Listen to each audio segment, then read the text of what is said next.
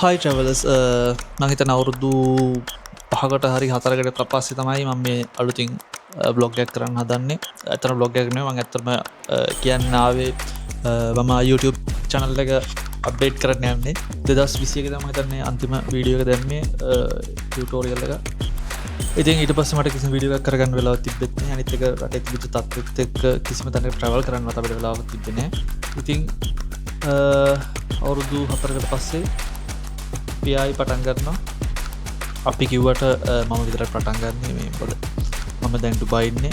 ඉතින් මම මගේ නමින් channel එක brand කරලා ආයි YouTube channel එක අප්ඩේට් කරන්න ඉන්නේ. ඉතින් මම දැනට plan කරන් ඉන්නේ tutorials තමයි දාන්න කියලා. නමුත් ඔයාලගේ ideas මොනවා හරි තියෙනවා නම් YouTube එකට මොනවා හරි videos ටිකක් upload කරන්න. මොනවා හරි දේවල් දැනගන්න ඕන නම් කියන්න. පහලින් කමෙන්ට් එකක් දාන්න. ඒ වගේම subscribe කරන්න අමතක කරන්න එපා.